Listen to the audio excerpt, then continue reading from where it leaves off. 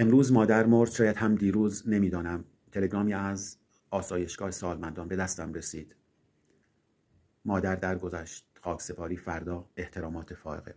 اینها جملات آغازین رمان بیگانه آلبر کامو هست. دو جمله اول در واقع مربوط به خود مرسو هست، دو جمله دوم مربوط به پیامی که برای مرسو رسیده. اما ما یک نواختی لحن رو در هر دو می‌بینیم. امروز مادر مرد، شاید هم دیروز، نمیدانم. دقیقاً همون لحنی رو داره، همون سردی رو داره که توی پیام تلگرام هست. مادر درگذشت، خاکسپاری فردا، احترامات فائقه. در حالی که ساختار پیام‌های تلگرامی در اون است این گونه بوده: موجز بودن و سرد بودن و بی‌نیاز از توضیح دادن و حرفای اضافه زدن. در کل رمان ما این لحن خنثی و سرد رو می‌بینیم و شخصیت مرسو هم با همین ویژگی شناخته میشه. مرسو رو نمیشه گفت خیلی بدبین هست، چرا که نسبت به امور جزئی زندگی بی‌اعتنا نیست و از لذت‌های کوچک زندگی همچنان لذت میبره، مثل شنا کردن، مثل قدم زدن.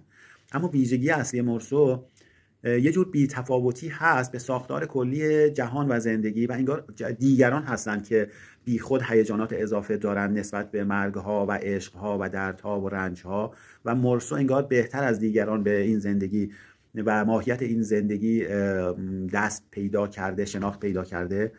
از طرفی مرسو تا انتها این لحن رو حفظ میکنه، چرا که این لحن درونی هست در مرسو و ادا اطوار نیست. لحن روشن فکرانه‌ای نیست. در هیچ جای رمان اشاره نمیکنه به گذشته مرسو و اینکه مثلا در رشته فلسفه خونده یا اینکه مثلا این کتاب‌ها رو خونده. حتی توی نقل قول‌های مرسو هم ارجاعی به شخصیت‌های، مثلا انتظار خواننده اینه که از شوپنهاور یا نیچه، چون مرسو همزمان شوپنهاوری و نیچه‌ای هست، بدبینی شوپنهاور و آریگویی نیچه‌ای رو به لذت‌های کوچک به ارث برده، اما هیچ جا اشاره‌ای نمیکنه به این شخصیت‌ها و اصلا پیشینه مرسو و همینه که مرسو رو جذاب کرده. در واقع ویژگی مرسو صادق بودن هست و یه ویژگی دم دستی دیگر مرسو اینه که کم حرف هست، خیلی اصراری به حرف زدن نداره. حتی توی دادگاه اصلا مایل نیست خیلی توضیح بده، انگار دادگاه برای کسی دیگری هست، انگار زندگی اون انگار زندگی و مرگ اون به اون دادگاه بستگی نداره و احساس خستگی میکنه و تو اون لحظه دوست داره که دادگاه هر چه زودتر تمام بشه و اون بتونه بخوابه. خیلی کم پیش میاد کسی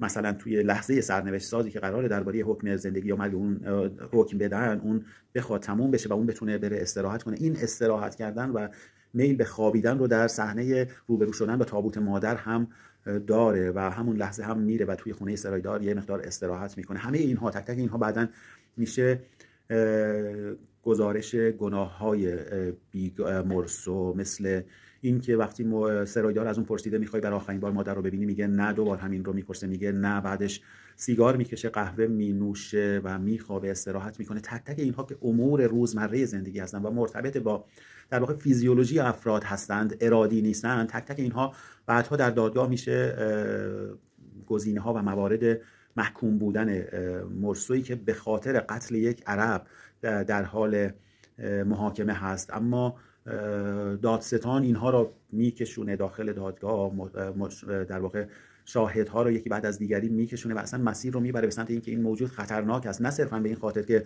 متهم به قتل هست، چرا که دیگران هم متهم به قتل بودن، به این خاطر خطرناک تر از همه است که در روز مرگ مادرش بر روی جسد مادر گریه نکرده. به همون جاست که اصلا عین جملهش اینه که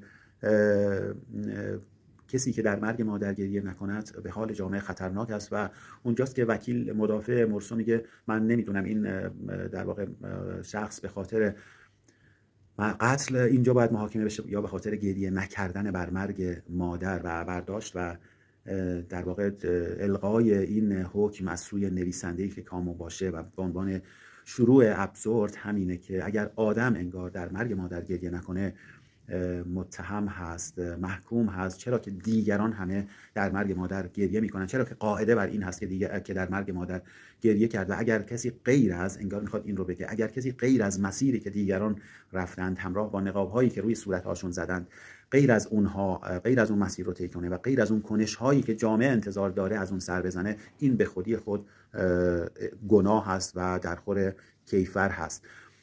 اما مرسو همونطور که اشاره شد متفاوت هست با مسیری که دیگران هستن، چرا که دیگران به تعبیر نیچه همه به راحتی نقاب زدن و نقاب‌ها رو در شرایط مختلف عوض میکنن و مرسو ناتوان از نقاب زدن هست و بی تفاوت هست، انگار اصلا به سود و زیان، به بهتر و بدتر بودن بی تفاوت هست. اونجایی که مدیر در صفحات ابتدایی رمان میپرسه از اون که آیا دوست داشت که مثلا توی یه شرایط بهتری توی پاریس اگه شرایط مهیا میشد اونجا استخدام میشد، اونجا کار میکرد، مرسو میگه انگار پاسخش نه آری نه بله و نه هست.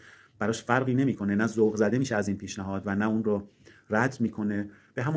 با همون لحن پاسخ میده به ماری که پیشنهاد ازدواج رو میده. برای مرسو کاملا بی‌تفاوت هست نسبت به این مقوله. وقتی هم که ماری میپرسه دوستم داری، باز میگه اصلا این حرفا خیلی معنا ندارند. یعنی رویکرد کلی مرسو نسبت به دیگران و جهان یک نواخت است.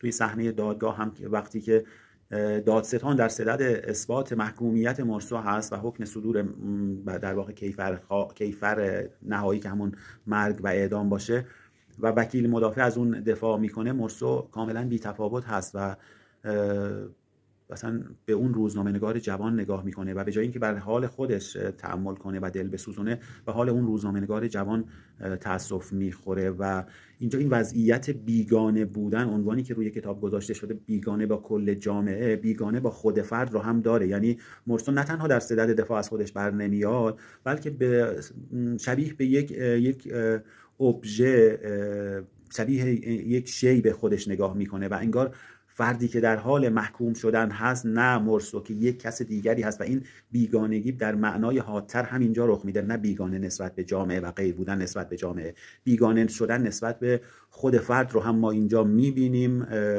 در حالی که اگر مثلا مرسو یک شخصیت اگزیستانسیالیستی و بیگانه یک رمان اگزیستانسیالیستی بود، باید اینجا بیش از هر زمان دیگری و به خصوص بعد از اینکه حکم مرگش، حکم انتقام صادر میشه و حکم اعدام، باید بیش از هر چیز به مرگ فکر کنه. چرا که مشخصه فرد اگزیستانسیال همین هست، آگاهی و به مرگ و مرگندیشی. به اعتقاد اگزیستانسیالیست ها فرق انسان با دیگر موجودات و دیگر حیوانات در همینه. دیگران فقط میمیرند، انسان غیر از این که میمیره در زمان حیات و زندگی هر لحظه به مرگ فکر میکنه، در حالی که مرسو خیلی به مرگ فکر نمیکنه، خیلی هم بی‌تفاوت هست. بنابراین به نظر خود من آنچه بیگانه را به عنوان یک رمان شاخص قرن 20 و شاید بهترین اثر کامو همچنان زنده نگه داشته، نه اون ویژگی‌های اگزیستانسیال رمان، بلکه ویژگی‌های ابسورد رمان هست. بی‌اعتنایی به جهان، زندگی، معنای زندگی، بی‌معنایی زندگی رو انگار داره به مخاطب نشون میده. و این ویژگی ابسورد بودن، این ویژگی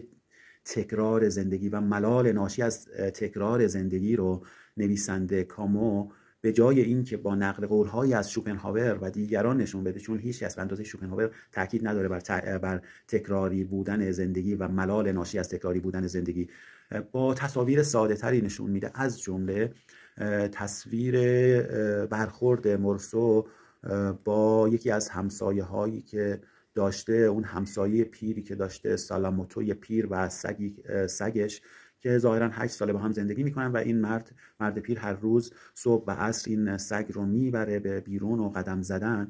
این تکرار و این ملال ناشی از تکرار رو با این تصویر سالاموتو پیر و سگ نشون میده و انگار میخواد بگه که کل زندگی چیزی غیر از همین وضعیت، سالاموتو پیر و سگ و تکرار بیهوده اون، چیزی غیر از این نیست.